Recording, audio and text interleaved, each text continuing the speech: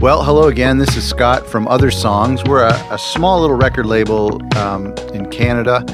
And a couple months ago, I had this idea to reach out to some fellow record labels and see if I could have a conversation with them and hopefully learn some things from them and find out what it is that they do and how they handle some of the challenges that face small indie record labels or even large indie record labels, as well as anybody who's self-releasing music.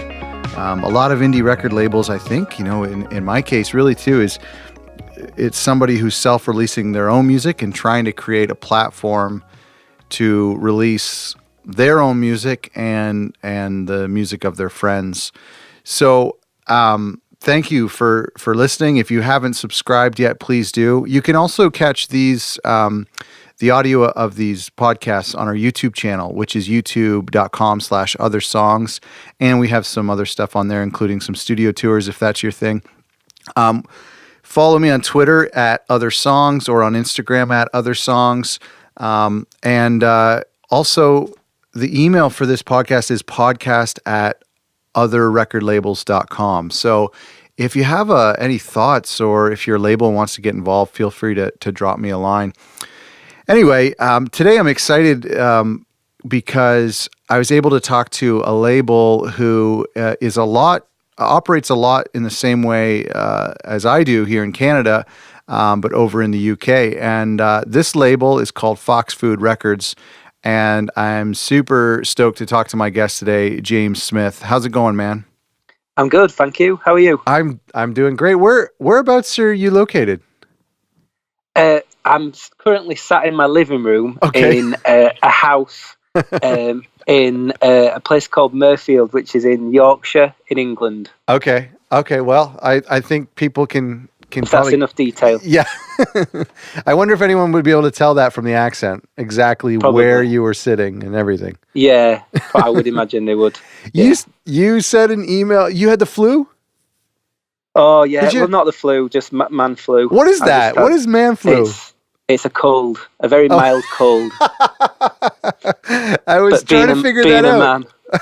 Being a gentleman. Yeah. Obviously, I've been laying it on thick and making my wife's life misery. Yeah, I'm doing the exact same thing this week.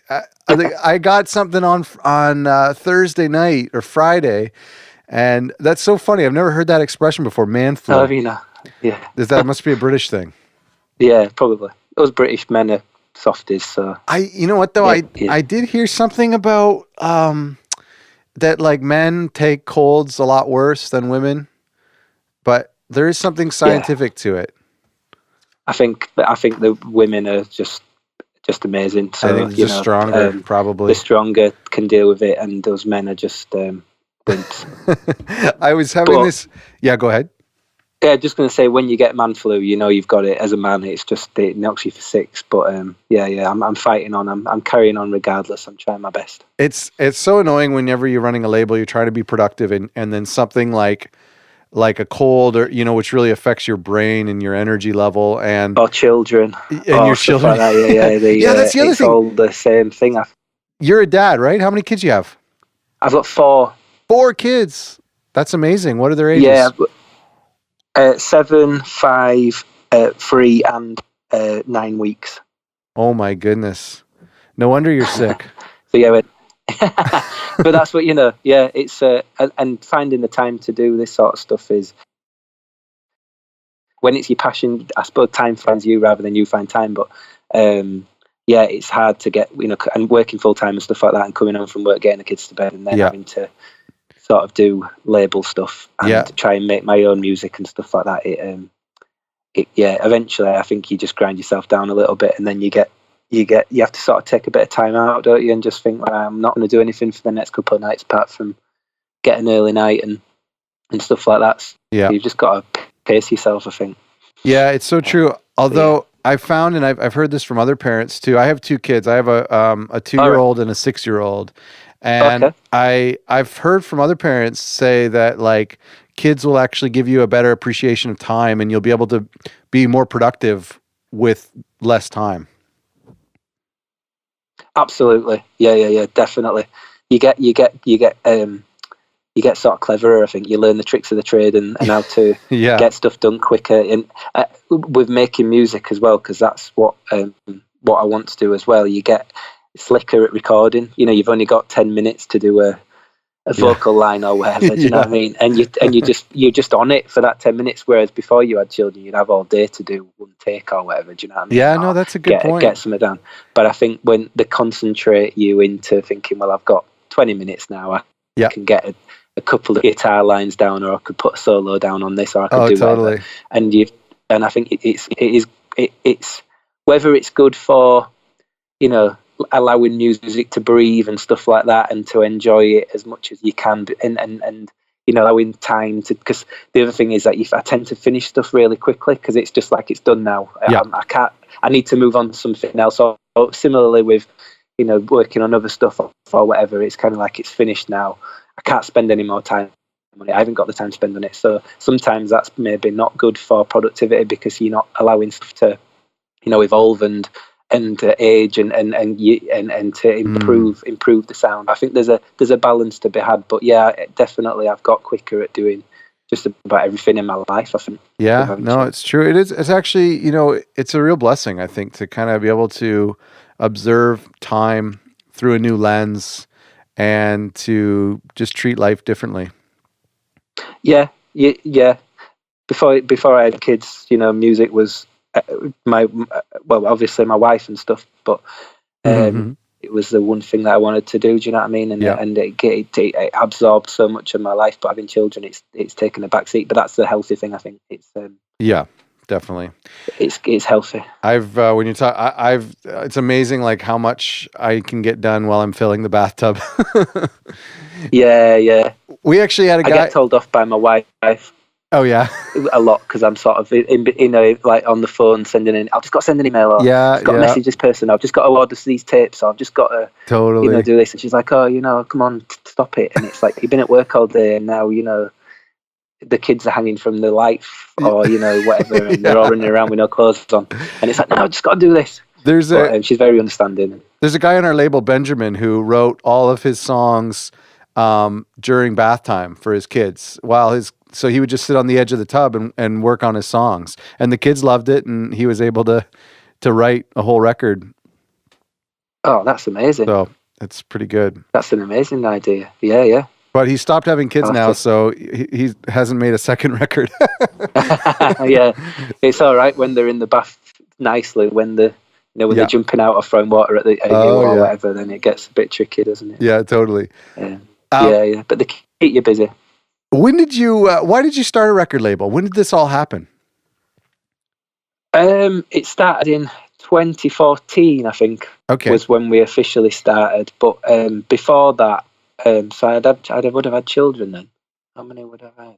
I'd have had 2 children then. It was just a case of the usual story, really. I've been writing music since the since the 90s when I was younger, and trying to, in those days, sending off, you know, CDs or whatever, tapes to record labels in the post. And not hearing anything back. Spending your life, you know, just doing that, recording on the 4-track and sending it off. I did the same thing. Never getting anything back. And then, you know, moving then into the digital age and seeing all these little labels popping up and sending stuff to them and not getting emails back, or getting, you know, getting positive stuff back, but you know, we're a one-man operation and we haven't got time to, you know, and it was just kind of born out of frustration, really, but also born out of the fact that there were so many seemingly cool people just doing it out of their kitchen or, you know, out of their bedroom or whatever. Yeah. And I just thought, you know, not to swear, but, you know, I just thought, F it, I'm just gonna do it, and I'm gonna try it and see how it goes. I've got no experience in working in a record label. I've got no experience in how the business works per se. I've got no experience whatsoever. But if these guys can do it, then why can't I? And that's kind of the attitude that I took. Did you have any? Sorry. Did you have any experience in marketing or design or anything related to nothing? No. That's great. No, absolutely nothing. I didn't know what I was doing. I still don't know what I'm doing. I've got absolutely no idea. how to run a record. It's not even, I've just got no idea what I'm doing. As people who I am, whose music I've released will attest to, it is just completely on the back of a cigarette packet. Everything that we do, it's not very organised. But I think there's a healthiness in that, and in chaos comes comfort sometimes. But there were guys like Furious Hooves is a label that I've become quite good friends with, Ryan, who runs that. There was Orchid Tapes, Warren Hildebrand who runs that. There was Kissability, which was a label in England, which was sort of a DIY. There was another label called Beachcomber at the time. And all these really cool people doing really cool things, on a shoestring, but also putting out music that when you listen to it, like I remember first getting into or first finding Orchid Tapes and just being blown away by the quality of the music that they were putting out. And it was kind of like the music and the artists were brilliant, but it was also feeling like there's a movement here of really cool stuff. And every release that Orchid Tapes put out, you knew it was going to blow your mind and it was going to be the best thing that you heard since their last release, if you know what I mean. Yeah. Oh yeah, totally. And that was kind of the inspiration for what I wanted to do. I wanted it to become a community or a family or whatever term you want to use, but a place where people who were into that kind of thing come and find and discover and fall in love with interesting experimental, unusual, under the radar stuff. Because it's also coming from a place where I know how it feels to be an artist and not have a voice and not have somebody say to you, your stuff is amazing, let's put it out. And having that, when somebody says that to you, no one ever said it to me, but when somebody said it to me, I can imagine it is an amazing feeling of, God, this person gets it, this person believes in it, this person.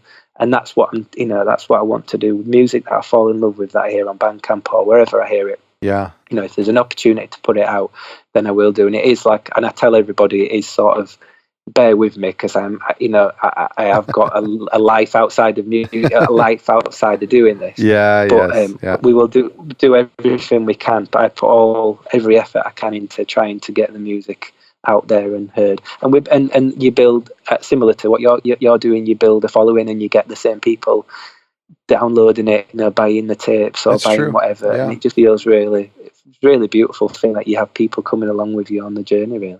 You talked about a couple labels. Did they help you out at all when you were getting started? Did you reach out to them? Yeah, well, Ryan at Furious Hooves, he was brilliant, and he's been still supportive of everything that we do, and vice versa, because it's just absolutely genuinely wonderful people. Warren has mastered one of my releases, and we've had a bit of communication. There's a couple of other people there's a guy called Theo who runs Sports Day Records who's been always really, really supportive. There are a lot of people out there.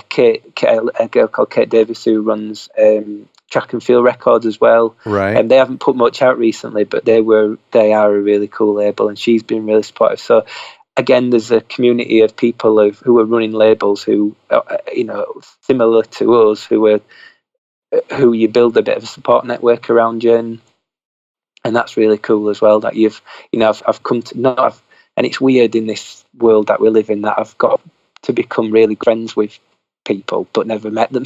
Yeah, you know what I mean? It's all just been sort of over Facebook Messenger or whatever. But just talking to them all the time about how they're feeling about things and what's going on and what their frustrations are and what they're doing about it. And it's just like a little support network that really helps you, I think, because it can be a sort of lonely place putting music out and not getting the I totally agree that it deserves and stuff like that. Totally agree. And I was so excited to talk to you today, James, because I was realizing, I said this on another interview I was doing, but I don't have any friends. Like, none of my friends run record labels. You know what I mean? So there's nobody to really talk to about this. Yeah. So I was really... We're a niche group. Exactly. No, and I think, this is one of the reasons I really wanted to do this, was just there are so many labels that are at the same stage that I am at, or beyond where I am, or before where I am, and I'm sure as it is for you, there's a lot of discouraging moments in this business and doing things on your own. And like you said, I mean, it can be really lonely, and especially, I mean, even the artists don't really understand what goes into it, and they're kind of expecting you to do something really great, and there's just a lot of pressure. So, yeah, I mean, I think that's great that you were able to connect with some labels early on. Yeah, yeah. And I think it's about setting expectations, isn't it? It's from an artist's point of view, I would never say, we're going to get you on NPR Tiny Desk, or do you know what I mean? Or you're going to be even on Pitchfork or Stereo Gum, those sort of websites are out of our reach at the moment. In the future, who knows? But I think it's about just saying, I really get the vibe, really understand what you're doing, and I really want to try and help you get your music heard to as many people as possible. But that we're functioning in a world which we are at the bottom. We are the slugs at the bottom of the ocean, really, compared to the big boys. Not to be derogatory about me and other labels. I'm talking completely about myself, but we are at the bottom of a very big ecosystem, and there's lots of sharks out there, and actually being at the bottom in the dark, just doing what you're doing, and sometimes the odd light shining on you ain't always a bad place to be. That's good. Yeah, I agree. Because as soon as you start rising up the ladder, people are ready to try and knock you off or whatever, or you know what I mean. But it's it's finding a balance, because I totally know what you mean when you look around, and I think social media completely fuels, not just in the music business, but from every part of life. It's the whole thing about, look at what they're doing, or look how perfect their life is, or look at their release, or look at what they've done, or whatever. And it becomes unhealthy, and it's kind of finding a balance between doing what you're doing, loving what you're doing, and just building on it gradually, stage by stage, just trying to build it up and get more followers or whatever, get more people involved, but then, not trying to take over the world or whatever. It's about just finding a balance, I think. But I'm not putting it very eloquently. Yeah, no, you're doing great. Let me ask you about the artist. I want to ask you a bit about the releases. Yeah. Do you have a sound or a vibe to Fox Food that you go for? I would say there is a vibe. It's DIY. Yeah. It's sort of bedroomy pop, folk. People recording stuff in the house or wherever, or it's got to have a certain homemade quality. I would. The key thing to me is when I listen to somebody. If somebody sent me something, or if I find something, it's just if it gets that feeling, and I don't know what that feeling is, but it's something inside you that you think, God, this is amazing. Yeah. And it gets you going, and it gets your heart rate going, or it gets your hair stand on the back of your head. It's sounding cheasy, but I know what you mean. Something inside you. And that's what I was going to. This is it. I was going to ask you: is your sound, is the sound of the label a result of your personal taste? Yeah, absolutely. Yeah, to a huge extent, I think. Yeah. Same sort, the same music that I would make, and the same sort of vibe, an experimental edge. So lo-fi, experimental, bedroom. From sort of 4K stuff from like what we did with Dana Gavansky, which is very sort of heartfelt folk, but beautiful stuff. And then all the way to sort of Fan Page on the other end of that spectrum, which is sort of freaky, experimental, but absolutely amazing stuff, but just sort of not of this world kind of stuff, but still gets your heart rate going and gets you excited, and sort of anything on that sort of spectrum, really, from indie folk, which is sort of stuff that I do, as Good Blood, or more rockier stuff like Home Lives, or we've covered quite a few different subgenres of the sort of DIY lo-fi aesthetic, I think. But I'm not going to sit here and say I'd never release anything. But Yeah. that's the sort of vibe that we go through. Yeah. Do you think that it's important for a label to have like a consistent vibe or sound? I don't know really. It's I think, yeah, in some ways the people who come to you to listen to music, like I was saying about the Archetypes thing or whatever, Yeah. you kind of knew what you were going to get to some extent. I think for bigger major labels, probably it's not. I think it's probably, again, depends on where you are in the spectrum of, or where you are on the ladder. If you're a sort of big, even saying that, no, I suppose bigger labels. I'm thinking of like your Jaguars, or I suppose they've got 3 separate labels to release all kinds of different things. The Secretly Canadian or whatever, you know, they've got they can cover quite a few genres, but yeah, I think it's not important, but I think it's kind of depending on who's running the record label. I mean, like Captured Tracks is an example where it's definitely it's the same sort of thing. It's the taste of you know, Mike Snipe or whatever he's called. It's his taste that runs through all the music, and I think that is kind of. But then perhaps when you get bigger and more fingers are in the pie, you might become more diverse. But I think having a diverse palette on a label is important, and putting out as much music as you can from, you know, unrepresented groups is as important as you know, as anything really. That's great. Father Daughter Records, I mean, they're getting seem to be getting more diverse. They've put out quite an eclectic mix of music, which is a healthy thing to do if that's what your taste is. If you've got an eclectic taste and you're on a label, why not? I think is I think it's hard to. I mean, initially I had kind of wanted to stay to a certain genre, but I think it's hard to. It maybe is okay to be to a certain vibe, but like to stick with a certain genre is difficult. As genres themselves evolve, you know, folk as we know it has changed over the past 10 years. Absolutely. And you know, when you're doing sort of press releases or you're writing stuff about, and the whole thing about genres does my head in some ways, because you're just pigeonholing it immediately. And you know, like when you put in, you have to do it in some ways. Like if you're pitching stuff to somebody like a writer or whatever. Yeah. And if you didn't put in you kind of feel, oh, I've got to say it's this, I've got to say it's that. Yeah. Because otherwise they probably might not look at it, or even if they did, you know, the chance that they would look at it might be increased than if they didn't have that, you know, alt folk or indie rock or whatever, you know. But then it's kind of like, to me, it's just like, oh, it's music. It's brilliant music. Just listen to it. I know. Brilliant. Doesn't matter what genre it is. Do you know what I mean? But there are some places you actually have to check the box as to what genre it is, and that's difficult. Yeah. It is difficult, and sometimes it's you just putting genres down just for the sake of it. Yeah. You just think, you know, do you know what I mean? You put in as many genres as you can. Yeah, it's true. Do you know, like on Bandcamp, you know, the tags and stuff like that. The tags, just banging anything in, just in the hope that someone who's like listening to reggae might, some reggae. Hang on a minute, this isn't reggae. But at least they've listened to it, and then they might buy a tape. They stop you at like, don't they? I think they peek you. I remember, I don't know, I started typing in a bunch and then they kind of like a little pop-up appeared or something. This is not reggae. Are you Good Blood? Is that what you go under? Yes. Oh, okay. I didn't realize that. That's cool. For better or worse. Yeah. Well, you know what? We're very alike. And you have a lot of releases on your label from yourself. That's the same with me.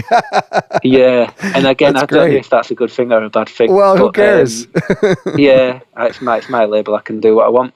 But, you have an advantage, though, because your artist name is not your own name. So when you're pitching people, you can pitch Good Blood and you don't have to say it's my record. I don't have that advantage. Yeah, I still find that very difficult to do. I cannot talk. Maybe it's from I can't talk about myself in the third person. Yeah, that's I can't do it. So, and then I get myself in a pickle then, because you know, I might not push it as hard because it's my own music, and it's taken me a long time to even get to. I've always been sort of very shy about telling people that I make music, and it's only really since I started the label that I've done it in such a vocal manner, really. So it actually takes a lot for me to push my own music, and I don't tend to push it that much. mainly because I feel it's a bit awkward. Right. But then also other people's music, I'll push. You know, it's easier for me to say, listen to this, it's the best thing you've ever heard. Oh yeah. When it's not my music. When it's, do you know what I mean? When it's other people's music, because I know it is, and I can go on about it for hours. Whereas my own music, I kind of feel like I've got to sort of not push it as much. Yeah. For whatever reason, but that's not a bad thing. It's just the music that I make is more of a it's a release, it's an inspiration, it's the creativity that I need to do to be able to function in the world that I live in. Yeah. And then putting it out, and just putting it out is enough for me to feel like I've done it and validated it, and I made that, and that's fine. But then other people's music, when I'm releasing other people's music, it's kind of like, it's more of, you know, trying to get as many people as possible to listen to it. It's a bit of a, I don't know, how do you find it with your stuff? Do you find it difficult? Yeah, oh, definitely. I mean, I email the same people for my release that I do other people's releases, and it's so awkward to say, you know, our new release is Scott Orr. Like, it just, I can't say that. So I have to say, our new release is my record this time. And I mean, it's awkward because you're right. Like, I promoted a record the end of last year, John Thumb, and it was this solo artist that I'd been wanting to make. I listened to that. Yeah, it's super cool. It's beautiful. Thanks. Beautiful. I was like, for me, it was like one of my favorite records. He's one of my favorite songwriters, and I pushed that record to people so hard. I was like, please, like, ignore, you know, all like the conventions of music. Just please listen to this. Like, this is an honest troubadour, you know what I mean? Like, but when you're pushing your own music, you can't say that. You can't say this is my best record ever or anything. You just say, here it is. It's tough. Yeah. Where do you find the artists that you work with?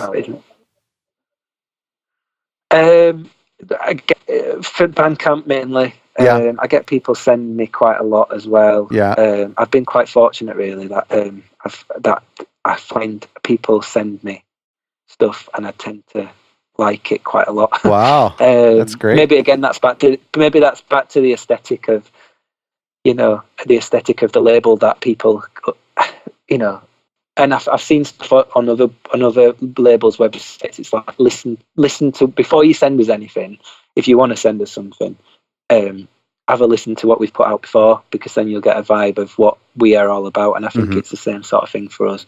But yeah, just sort of looking on Bandcamp. I've got a couple of friends who'll send me stuff who are writers, who'll sort of say, listen, just found this, listen to this. There's a guy called Trev Elkin who's just again become a friend. I've never met him, but become a friend again, and he sort of hits me up now and again with stuff and says, I've listened to this, just found this, and he knows the vibe that we're going for as well. Nice. So but yeah, just sort of going on to Bandcamp and just flicking through the new and notable, or, you know, flicking through the new music on there. Then get people getting sent stuff. Used to say SoundCloud, but I don't go SoundCloud is probably a better name. But SoundCloud, I don't tend to use that much anymore. Yeah, it's a little harder to dig through some of that stuff, and a little more raw demos. I love Bandcamp because somebody has to put together an album with artwork or a single, I guess. But, you know, to me, it seems like a little bit more of a completed package, and that people take it a little more seriously than with SoundCloud. Yeah, and you can listen to, you know, generally people will have put out other stuff as well, so there'll be like the latest stuff, and then there might be some older stuff to listen to. Yeah. You can get sort of a feel about, you know, where they've come from and stuff, but so they must where they're going, I suppose. Your artists must be from all over the world. Is that right? Like, where do most people come from? Yeah.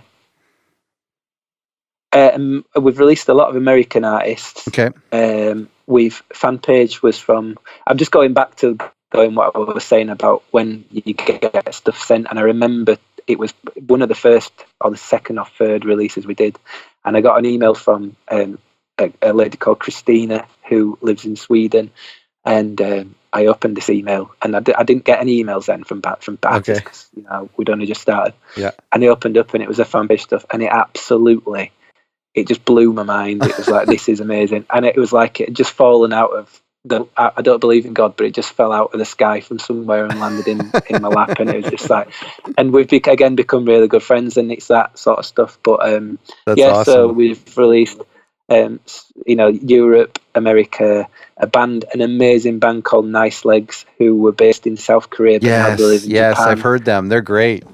Oh man, they are absolutely. We've pledged to each other that we are going to meet each other at some point in life, because I've got to just give them a cuddle, because they're just amazing, amazing artists, but amazing people as well. Mark and Lauren, they are just bonkers, but they're amazing. Australia. That's great. So all over, and that's the beauty of one of the beauties of the world that we live in, isn't it? That it's just so global, international, sort of. Yeah, totally. It's easy to. Let me ask you, do that sort of thing. But how many releases or new signings can you handle in a year without burning out? Do you kind of have a target?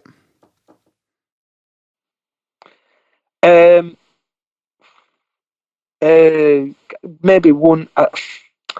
I'd like to think one a month, really, if I can. Wow. But, because there isn't really much for me to. The biggest time consuming thing for me is because I dub the tapes myself. Okay. So if we're doing sort of 50 run tape or whatever, that takes a lot of time. Generally, it's a collaboration between me and the artist. So obviously the music will be there, ready, or thereabouts, or they'll be making it, once we've started talking or whatever. And then the artwork is sort of a collaboration.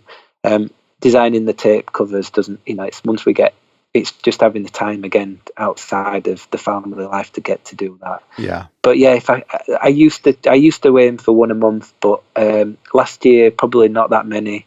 I think not as many as that. Maybe we did 7 or 8 last year. If your contact, but this year, go on.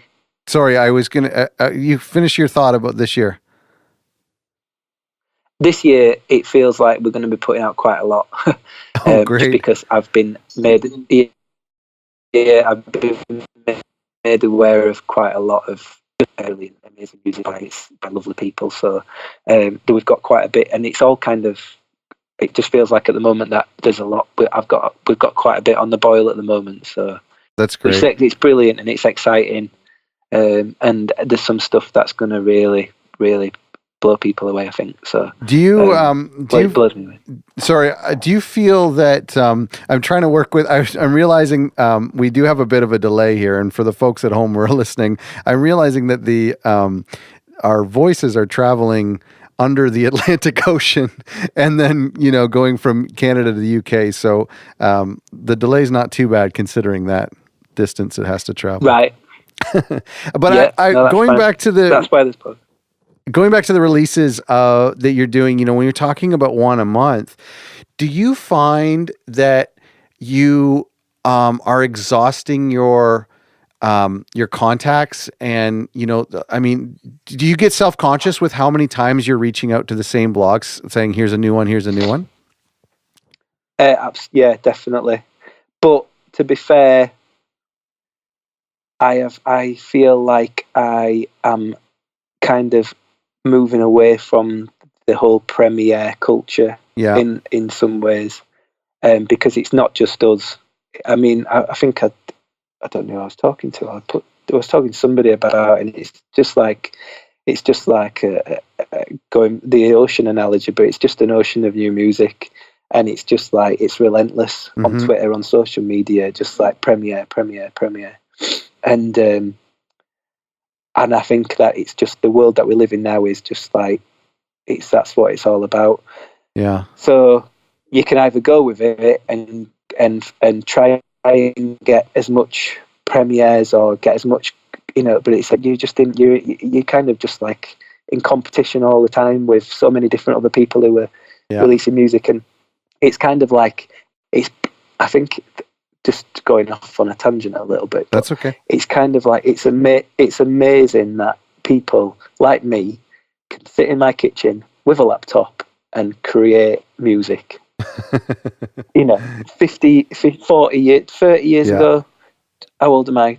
20 years ago, that would have been, you'd have had to have a 4-track or whatever, and you would have been toiling away on it for years. And that's why albums took years to make. Whereas now you can knock an album out quite quickly. And that is brilliant for people to be creative. Then that's one argument that's brilliant. I'm not arguing against that. That's fabulous. It means that everybody can make music. And from my children's point of view, that is a positive thing, because I think it's a great way to express yourself and to get rid of whatever you need to get rid of. On the counter argument, on the other side of the coin, it means that there is a load of music out there in the world trying to get heard. And then and the line in the middle is that there's only a certain amount of people out there who are willing to write about it.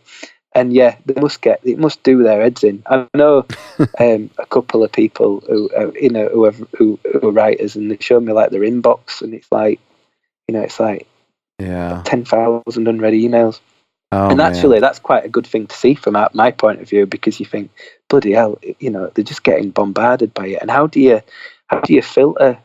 And it's also, it must be sort of like, from their point of view, this is good, I'm going to write about this. And then it's kind of like they're just comparing music then. And that ain't always a healthy thing either. This is better than that, or that's better than this, or what's number one album of 2017, all that sort of stuff. It don't float my boat, that, because there isn't one number one album of 2017. There's loads of really great music. You know what I mean? So I think I kind of feel like if we're going to do as many releases as we're going to do, we need to just put them out, tell people about them as best we can, but not get hung up on who's writing about it, who's not writing about it. Are we getting premieres? Are we not getting premieres? The main thing is getting it out there. And people, it's also around the organicness of people stumbling across an artist and falling in love with them, and going onto their website and downloading everything that they've done and listening to it. And I think in this world where it's just premiere, best new band, best new band. Yeah, I'm hearing a lot of that. Getting that opportunity to just find stuff. Yeah, you're right, and I think it's to me, I'm the same as you, and I'm just hoping that the cream rises to the top. That's what I'm thinking. I love the blogs, and I love the. They've all been supportive, and I didn't really think about how many emails they get. It's good to know that, as to not take their rejection so personally, but I really just hope to try to build an audience and to just put out great music and hope that it gets found naturally. Yeah. And I'm not dissing writers or bloggers. Oh no, yeah, they do a fantastic job. And they have to, like I say, go through a lot of music, but that is it, isn't it? And it's kind of like they're getting so many emails, they're bombarded by emails, and that's just life, I suppose. But, Let me ask about releasing a record. When you're ready to prep a release, what's the first thing you do? Like, what do you put the majority of your energy into initially? Getting the artwork. Okay. So the music's ready. I've helped out a few bands with sort of getting them, like, mixing or a bit of mastering, or just trying to if it's home recorded or whatever, just trying to help. I'll do that. That's absolutely fine if that's what they want, and I have done. Sort of Newfoundland, which is a friend of mine who lives in Wakefield, which is about 10 miles away from where I am now. Oh, cool. He was the first released. Andrew, his friend, he was the first release we did, and that was sort of psych folk. And we actually recorded a lot of his stuff together because we were friends. So that's how that kind of happened. So there might be a bit of music related stuff which I love. That I love doing that. And then getting the artwork sorted, I suppose, is the next step. Once that's sorted, getting the tapes and all that ready, and then it's kind of just like it's putting it out, and then. Trying to just send, because over the years I've become friends with a couple of writers, so I'll just sort of not pitch it to them, but just sort of say, this is the next release. Let me know if you're interested in hearing more. Let me know. So we'll do a bit of that, but it tends to be then just sort of getting everything ready for the single, getting sort of all the ducks in a row with Bandcamp and Spotify and all that, and then mail out. So we've got a mailing list, quite a decent mailing list, a healthy mailing list. So getting all this prepping, all that, and it takes up quite a bit of time. Really. Yeah. Oh, for sure. And so you guys do handmade tapes? Is that? Yes. Okay. So they're all hand dubbed. So it's like everybody who buys a tape gets a little bit of my soul, because I dub them in real time. Oh, that's great. So it's kind of and it's kind of like, why people have asked me, why don't you use a company, a tape manufacturing company? There is one not actually too far from here, but I as much as I moan about it at times when I've got to dub 50 tapes or whatever, I quite enjoy it as well, because I feel like it's proper DIY, doing it yourself, and it's sort of like going back to the old mixed tapes and stuff like that, which I used to make, and making it. Do you do one at a time? You're doing it for the love.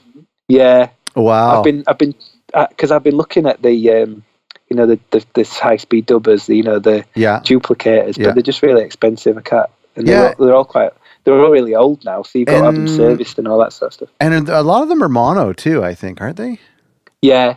I found this this tape deck on Craigslist for about $40 a while ago, and it's in great shape. But what's really unique about it is it has two decks, but both decks can record simultaneously. And like if you were to send from the computer into the back, then both of those decks can record at the same time. So you're really getting like first generation recording to tape, but you're doing two at the same time.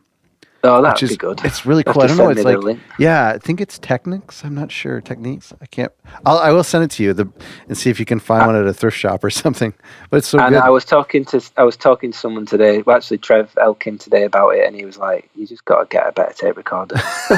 And I was like, "Yeah, but I ain't got any money." And he was like, "Yeah, but you can, Have you seen there was a label once, I can't remember who it was, and it's like they have like cassette deck after cassette deck piled on top of each other, and they're all like splitting the signal, and they're just recording all at once. It's so cool. Oh no, I haven't seen that. I can't remember. There was a picture, and there was like 20 decks all piled on top of each other. They just hit record at the same time. Maybe that's what I need to do. Just take over one of the kids' bedrooms. I noticed that most of your releases are sold out. Do you do reprints, or is there something neat about like super limited runs and nothing more? I think there's something really neat about it, and I'm hoping that in 25, 30 years they'll be going for a lot of money on eBay. But you won't have any. Which I'll have all of them. All the masters. Yeah. No, it's not. It's just that it is the limitedness, and it's kind of like that thing about going back to, I keep going on about hockey tips, but that kind of label where they put something out, and it would be the fans of the label would buy the tapes. You know what I mean? Yeah. And it'd be like, oh God, they've put another tape out, and I was the same. As soon as they put a tape out, I'd buy it immediately because I wouldn't want to miss out on it. Right. And I think again, that's kind of like it's kind of like trying to get bigger or whatever that means, get more fans or whatever, but it's still having that little bit of personal touch to it, and it still being super cool and super like niche, and no one knows about it, and only when we do 30 or 40 tapes, if that, they sell out because there's only 30 or 40 people in the world who know about us, and I think that's a really cool thing. It is cool. And dubbing them myself is the same sort of thing. It's keeping it that DIY ethic that I think I would hate to lose that, because that is the essence of what we're trying to do, is to try and be relevant and be interesting and be people know, not people know about us, but people get us and love us, but it's still an element of, God, you want to hear this, or have you heard this label called Foxfield Records? Mates telling mates, and emailing rather than doing a mixtape, but emailing links around, and having that organicness around it, which I think that's what I'd like to try and keep an element of that. So we only do a small number. Well, I haven't done any reissues as yet. And I think, it might piss some people off. There was some I would have got, but it's kind of interesting that it's like, it's kind of interesting that how now, like, knowing that the records, I mean, you look back into your catalog and anything, older than a few months old, like most of the tapes are sold out. And so now as a fan, it's like, when a new record comes out, you better get it. Like if you're going to love this record, it's only going to be there for a couple of weeks. So I like that about it. Yeah, exactly. Yeah. And it also, from a point of view of, I haven't got, my house is only a certain size and I haven't got room for 500 tapes by all these different artists, because my wife would just go mad. So it's just sort of like being sort of sensible about it. And if I did 500 tapes, I would never sell them. Right. So, doing 50 tapes, if you want one, they're there, and they're there for a few weeks. And once they're there and once they're gone, they're probably gone. But, and again, that's just kind of like how I manage it, because, I have done we did a vinyl release for Fair Mothers, which did really, really well, and it sold really well, but we've still got, vinyl sort of in a cupboard, just sort of. But I find it really sad that they're just sort of unwanted children. Just I know. In a cupboard, do you know what I mean? I've got the same thing. If more people could hear this record, then you know what I mean. Yeah. Then, and it's kind of like, whereas I know that all the tapes that we've sort of released have gone to some house or home or whatever that are going to really value them and love them and look after them, and that makes me feel better about it as well. But that's probably really silly and really sad. But I think that's a good way to think of it. I put so much effort into it. And it's like also, doing a painting. Yeah. It's also, the other thing too, there's a real waste factor when it comes to pressing vinyl and pressing CDs or anything, because the economy of it is that it's always like makes more sense to do 200 or 500 or 1,000. But the reality is like, we usually only find an audience for 50 or for 100 or 75. And then, financially, it maybe made more sense to have 200 copies made, but inevitably there's always 100 stored away in an attic or a basement somewhere, and it's wasteful and it's discouraging. Yeah, absolutely, and it's sad, really. Yeah, I noticed that some of your releases aren't on Apple Music or Spotify. What's your thoughts on that? I'm growing into Spotify and Apple Music. Okay. I'm still of the mentality that I'd rather own my music than rent it. Yeah. But it's the future, isn't it? Right. I think you've got to either fight against it or you accept it. The reason why not everything's on there, it's mainly just the newer stuff that I've put. And I mean, a couple of artists said to me when we were releasing, "Oh, it's going to go on Spotify, isn't it?" And I was like, "Well, not really." And they were like, "Oh yeah, but it's got to go on Spotify." Huh. It's like, oh, okay, and it's kind of like, well, yeah, you're the boss, so yeah. So it's kind of like, I've grown into it, and I do use it myself, to be honest. Yeah. And it's just like I say, but again, it's that trade-off between the physicality of music and just having it on your phone whenever you want to listen to it. There's still, I've got a healthy vinyl collection and a healthy tape collection, but I still use Spotify. I'm probably a dying breed where, I've noticed that over the sort of last couple of releases we've done, it's, that we've got the core people who will generally buy a tape, but I think it's going to get to a point where we're not going to be selling even, excuse me, my cold's coming back. We're not going to be selling even many tapes. Do you know what I mean? Or as many as we'd like to, because it's more around downloading it or just streaming it on your phone. Yeah, yeah, I know. Which is the. Yeah, I know, and I'm not. My opinion changes a lot, and we've had a little bit of success on Spotify. And I saw some of the plays that you had, and the beautiful thing, the most frustrating thing about that is if you had $1. Right, for every time somebody plays one of your songs, I know. I'd be calling you from the Bahamas right now. How much better would your life be? How much better would your life be? I know. Even me. Do you know what I mean? I know. And you think just $1. I know. $1. I know, but listen, you can't think that. You can't think that way. And what I like to think is that there are there are times where I'm getting paid. Okay, so I'm not getting paid as much as I would have, 10 years ago per song played or whatnot.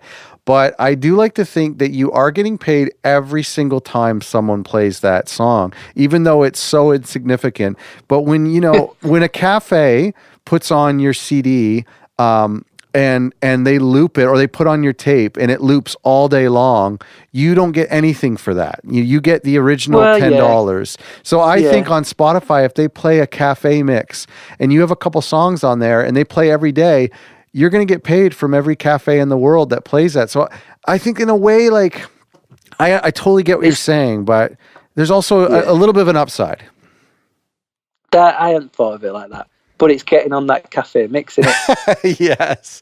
Yeah, let's not talk about that. Let's not talk about that. If you're on there, good for you. But it's quite difficult, seemingly, to get on those kind of things. But then again, it goes back to that thing about what are your aspirations and what do you want to do.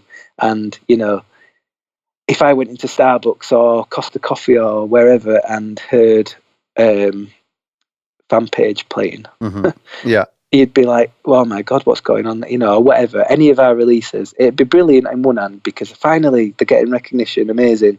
Yeah. And it's kind of like, but it goes against everything that, we start the label for in some ways. I often think it's such a difficult, you just got to come to the conclusion that there is absolutely no way of making money out of music.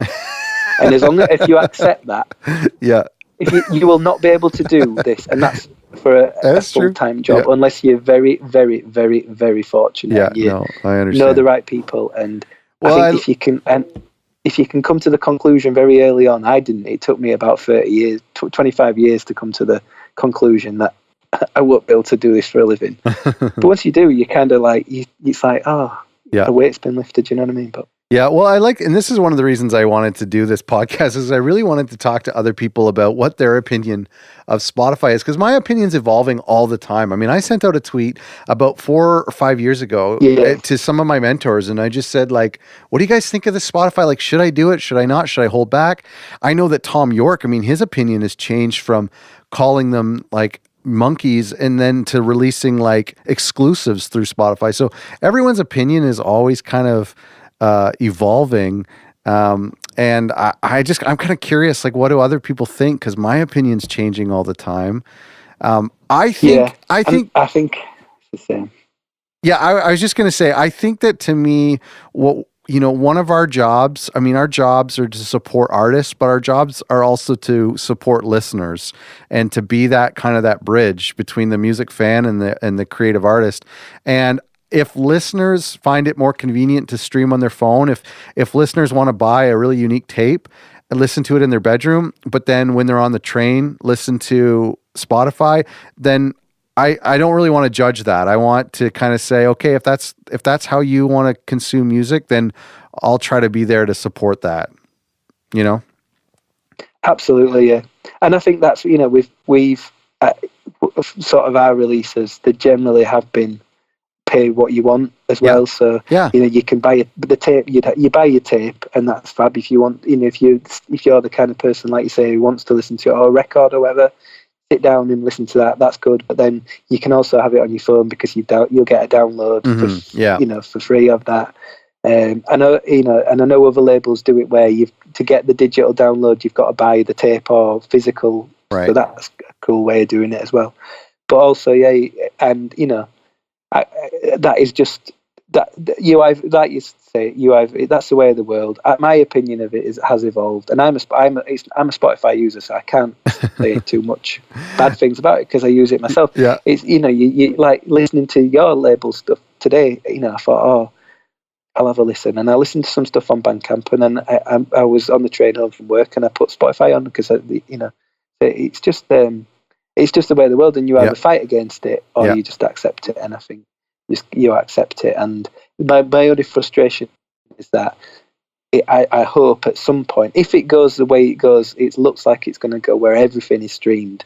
I just hope that at some point they become a little bit more fairer with their reimbursement of the artist. Yeah, because I think there's enough money in it to at least pay a little bit more, which will then allow more people to be more creative, which would then feed their bank accounts more, because more people would, make music and be able to do it a bit more, more full time or whatever, or It more would be part time. nice. So Yeah. you And know what I mean? maybe it's the fan. I think The it's other got part of to the conversation is that maybe the fans need to pay a bit more too, because $9.99 is or whatever it is yeah, whatever for it is a month. everything, for every song in the world. Yeah, I don't know. I know there's a couple like father daughter records were tweeting yesterday. I think it was around like supporting the labels and buy our releases, because that's the only way that we can survive. And it's kind of like that message has to come out again. It's like almost that argument around it. I think it's perhaps a thing around it's easier to stream on Spotify, which is fine, but if you really love that label, or if you've fallen in love with that artist, or you've fallen in love with whatever, support them. The only way you can support them now is to buy their record physically. Even if you never listen to it, buy it, because that money will directly go to that artist. Totally. All the a digital sale, although Bandcamp and PayPal will take their little cut, they will get some money out of it. So I think, and you know what, I'd also say that I totally agree with that. But at the very least, if you can't do that, at the very least, follow them on Twitter or like their Facebook page, or send them an email and just say, you know what I mean? It's when you have 1,000 listeners, yet nobody reaches out to you and says, hey, that song really helped me this weekend, or I took that record camping, and that kind of stuff really is valuable. It doesn't pay the rent, but it's valuable. Oh man, yeah. When you get, I've had a few emails like that from people, and it's just like that is why you start doing what you're doing, isn't it? Yeah. What parts of the job do you enjoy the most? I enjoy becoming, working with artists, creative people, and talking to them and getting to know them and getting to know their music and collaboration. We've done a few collaborations with artists, like I've done, worked with a few of the artists that, and again, it's the age that we live in. I can send a few, demo guitar tracks to my friend Brian in New York, or my friend Susie. I think she lives in Philadelphia or somewhere like that, and she can put a banjo on it, and then he can put a couple more guitars on it, send them back. So I love all that collaboration, and that's what I'd love to get to, a point where we're getting all our artists on the label to collaborate or work together on releases, because I think that would be really cool. So that is something that I love. Yeah. I love that feeling, like when you've put an album out, and not just myself but other artists, and sort of you do everything and you get everything ready and everything's okay, and then you put it out, and then you get that first bit of like, get a bit of social media interest, or you'll get a few retweets or whatever, and other people retweeting it saying this is amazing, listen to this or whatever. And I think I love that. That is again going back to what we were just saying, that's the reason why I started it, because that is just a cool thing that people get it and dig it and tweet it or share it around. So they're the main two, really. I like all of it, to be honest. That's good. It's just frustrating finding the time. Sure. And also the sort of financial side of it in some ways, because I've had someone message me once about I've got all these demos, what's the budget to record? And it's like there is no budget. And it's kind of like, and I feel bad then, because it's like, I wish I could say, right, here's some money. And that's the bigger you get, that's probably a positive of getting bigger. And getting more income, is that you can support artists. Say, here's a couple of $1,000 or whatever, going into a proper studio and go and record that music. Or we're gonna, I can pay, even just like I can pay for this to get mastered for you, because even that, you know what I mean? Oh yeah, it's coming out of the artist's pocket, and they don't, because we're at the level we are. They don't get the money that they've put into it out of it, if you know what I mean. So totally, that's frustrating, but that's probably the biggest thing, is actually being able to financially support people to be creative. How you get to that point, like I said earlier, is very difficult. It's just a work in progress. Anymore, what do you?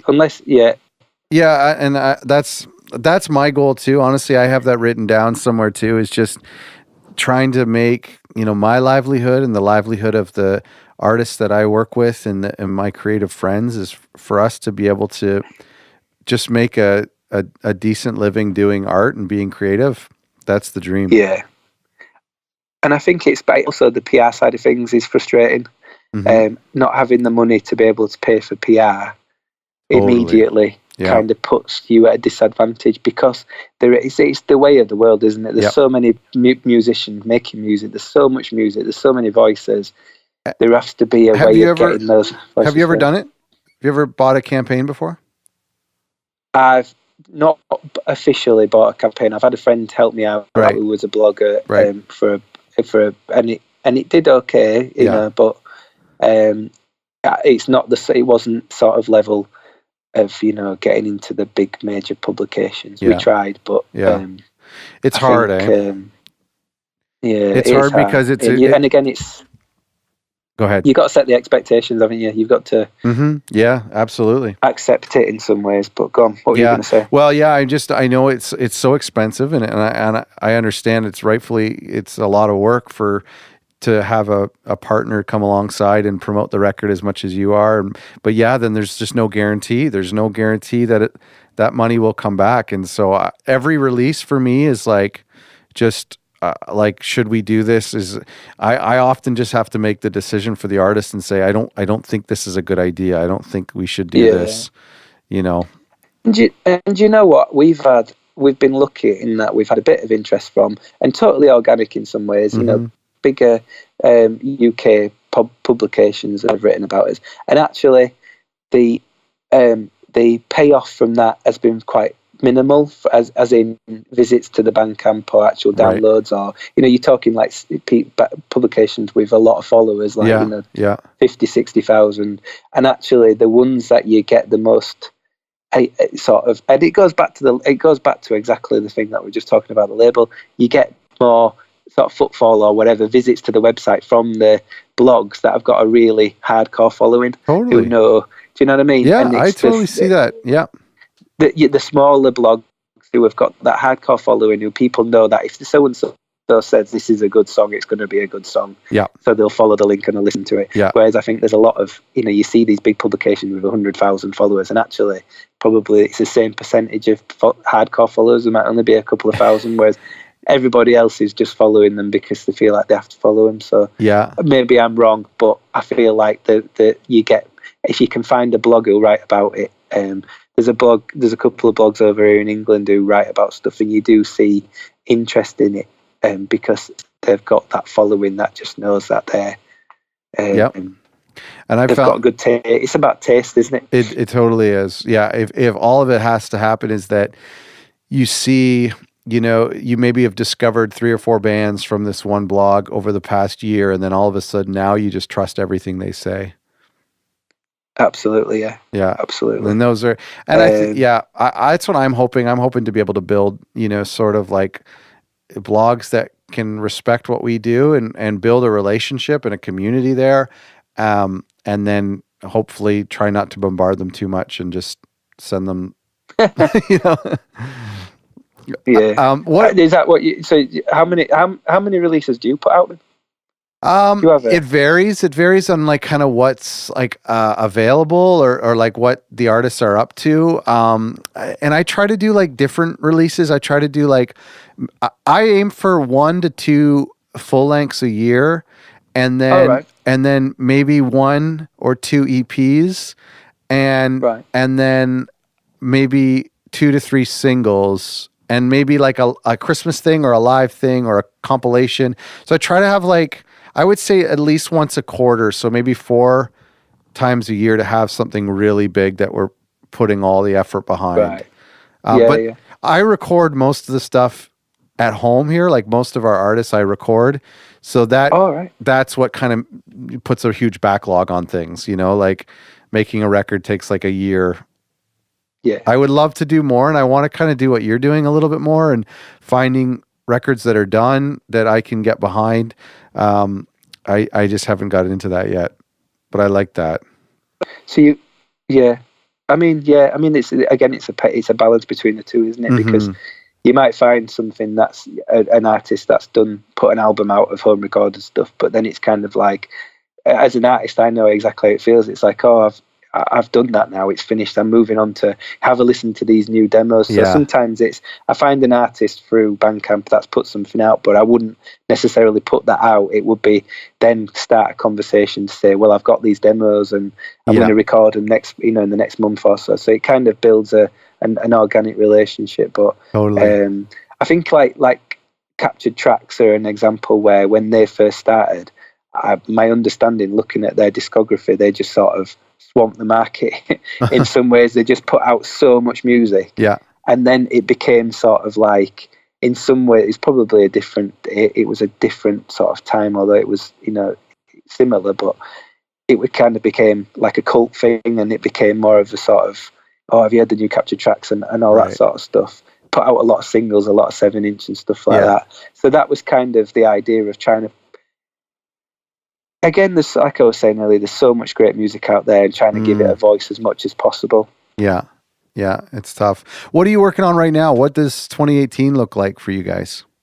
So we've got we announced an album last week by a guy called Logan, who makes music as Monarch Mountain, who is an artist who I've heard. He put an album out last year, and it absolutely just blew me away. And I contacted him and said, I love your stuff. And I think we did with a friend called Nancy Kells, we did a compilation, and it was Friends for Equality, and it was a compilation. It was around the time when Trump got in and all that, and we decided we were going to do a compilation album, and I got in touch with him through that, and he put a song on there, and then we kept talking. So we're putting out a new album by him, which is absolutely beautiful and amazing. I can't wait to put that out. That's in early February that comes out. Then I've done an EP, which we're putting out at the end of February. We put a single out on last week. I see that. And then we've got a couple of other things. We've got an artist from Canada, actually. Cool. Called Katie. Her album was coming out soon. We're just finalising that. We've got another artist from America called Fairy Godmother, who we're working on as well. So that's been finalised. So we've got quite a bit, actually. That's good. It's all sort of falling into place as we move through the next couple of months, really. You need our permission if you want to release any Canadian records. You have to get our blessing before you steal our artists. Oh, really? Well, she was in London. In my defence, she was in England when she messaged me.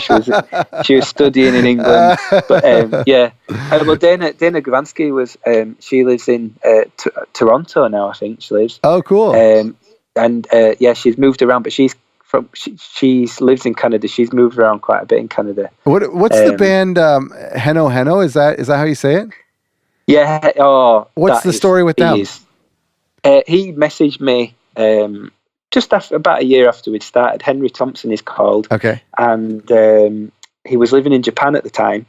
And he lives in Canada now, I think. Well, the record's called Canada. Yes.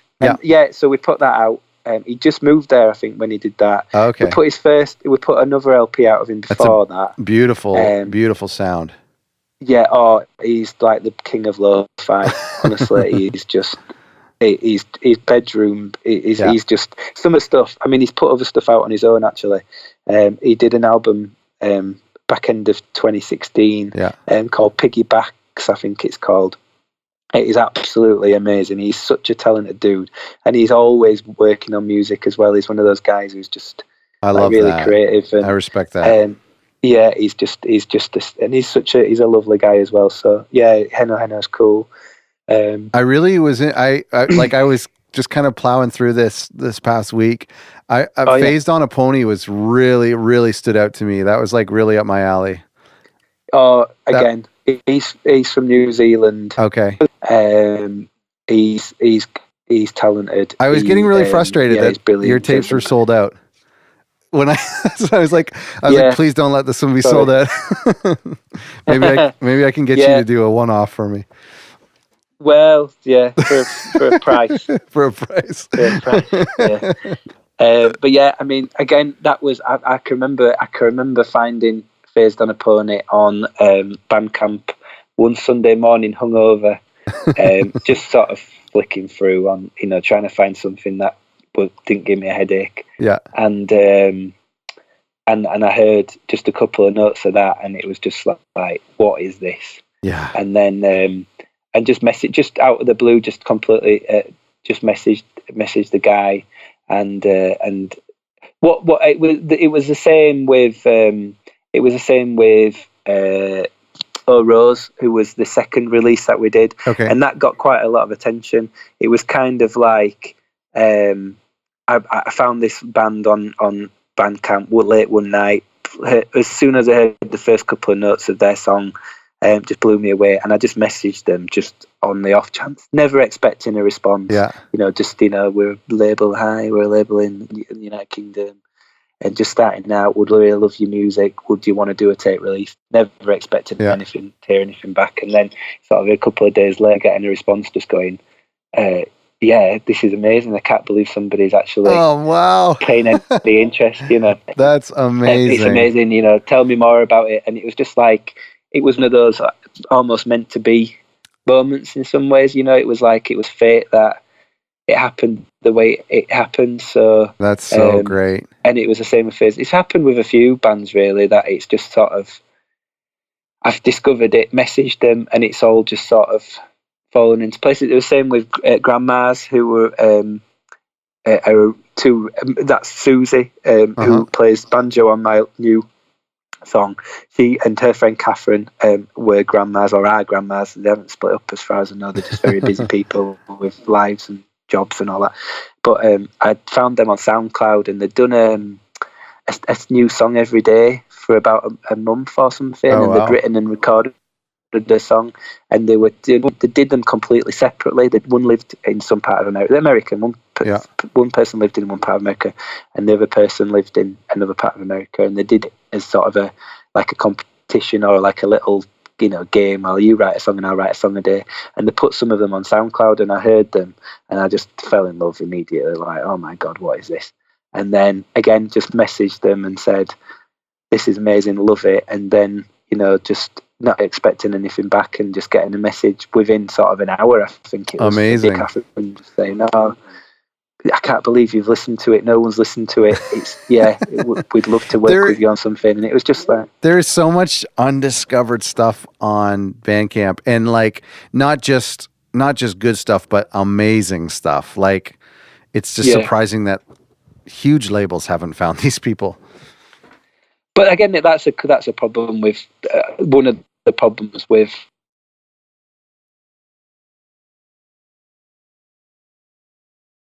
there's only so many, almost like digging around in the crate. Yeah. Your local record store. It's a digital way of doing that. You're just sort of digging through and you're picking up what I do is I'd always sort of pick up a cover and go, God, that cover's interesting. Like on a physical record. Yeah. Like, what the hell is this? Oh, record? yeah, I've done that. And it's the same on Bandcamp. You're sort of flicking through. You're moving through Bandcamp, and just the cover will get your attention. You go, what's that? And then you'll press play, and then the music will blow your mind as well. Oh, I love that. So it's that sort of thing. It's the same thing. Yeah. But Phased on a Pony. Pete McCall from New Zealand, a legend. He plays in another band, and I forget the name, but he's signed to Dead Oceans, I think. So he does a lot of touring. Okay, cool. So he doesn't get much chance to do. I forget. What's his name? The guy. He plays guitar for him, and he's on tour all the time. So he doesn't get much chance to do recording, and that's why it's been quite sporadic. We did a single last year, I think, early last year. Called "Do You," an Ideal Hand, I think it was called. But he is working on stuff, but it's just that because he's on tour, he don't get a chance to record really. But I want to give before we wrap up, I want to give people some addresses here. So your Bandcamp is foxfoodrecords.bandcamp.com, and Facebook is facebook.com/foxfoodrecords. Can you tell me? Before there's something I wanted to ask you at the beginning. There's a funny story that I read online about your name. Can you tell us that story? What about Fox Food? Where it came from? Yeah. so I decided I was going to do a record label and I'll do something and needed a name, and I'm not very good at that sort of thing. So I was driving. We've got friends who live down south in England. It's about 3-hour drive. It's my wife's sister.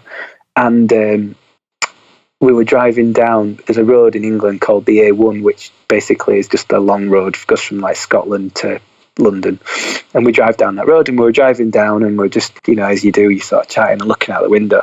And there was this building, and on top of the building, in big bright letters, was Fox Food.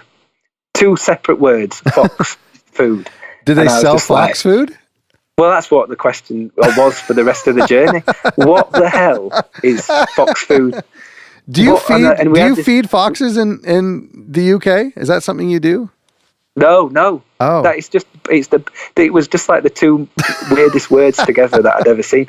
So it stuck in my mind, you see, and I was like, and then it sort of like at some point it popped in my head like Fox Food Records. Oh, it sounds all right, it'll do kind of attitude, because I've got sick of trying to come up with an name. Yeah. It's fine, but then since then, get this, I have never seen that building since, and we must have been down that road 100 times, and I have not seen that building. And whether it was just you were dreaming at the wheel. I was dreaming at the wheel, or I'd fallen asleep, or I was drunk, or whatever.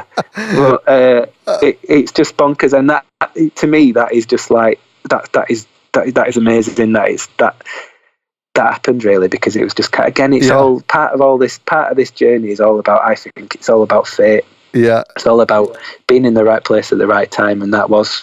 I mean, what is in a name is part of the, you know, people have said to me, what is in a name, as long as what you put out is good. But yeah, that's the story behind the name. That's a great story. So I love that's why it's called Fox Food. But at Fox Food, and that's kind of where the rabbit logo comes from. Right. Because Fox, I presume the food of a fox is a rabbit. You see, so that's because I was thinking that same question. Yeah. What the heck is Fox? What is Fox Food? What is the food of a fox? And then I thought, it'll be a rabbit. They're kind of like, they would be considered like pests around here. Like if we... What, foxes? Yeah. They're like... You don't see many of them. You can hunt them here in Canada. You can kill them without any like repercussions at all. Like they're considered like a nuisance and dangerous. But... Really? So nobody's to I think they're pretty dangerous. I mean, maybe I'm confusing with coyotes. Actually, you know what? I'm confusing with coyotes. So let's you can't kill a fox. I don't think that's true. I think I was confusing them with coyotes. No, I mean, we have foxes in England. In England, you don't. They're quite domesticated now, so they come into your gardens and all that sort of stuff. Oh, okay. You know, like the bins and stuff like that. But they're quite a nice thing to see, because you don't see many of them now. Yes. And you only tend to see them like when you're walking home from the night, you know, from the pub at 1 a.m. Yeah, right. And then you're drunk, and you're like, did I just see a fox, or am I drunk? But you tend to see them then, really. Yeah. It's a nice thing for me to see, because, you know, it reminds you to keep going. It's still but so that's great. Hey, listen, man, thanks so much for taking the time to do this, and sending your voice across the ocean, and it's been a pleasure to talk to you. It's been so much fun. Absolutely, I've really enjoyed it. Thank you so much for having me on and messaging me and all that. It's been a pleasure. I was so pumped to talk to you today. I've been following you for a little while now, and I just love the way you do things. I love the way you encourage other artists and other labels, and you got a great way of doing things. I love it. Oh, thank you, Scott. That's really kind. Thank you. And thanks everyone for listening. What a great guy. What a great accent. Make sure you subscribe via Apple Podcasts or however you listen to this podcast. Share it with a friend, and reach out. I'd love to hear from you. You can find more from Fox Food through their website, which is foxfoodrecords.bandcamp.com. And you can find James on Twitter at Fox Food Records. Thanks for listening.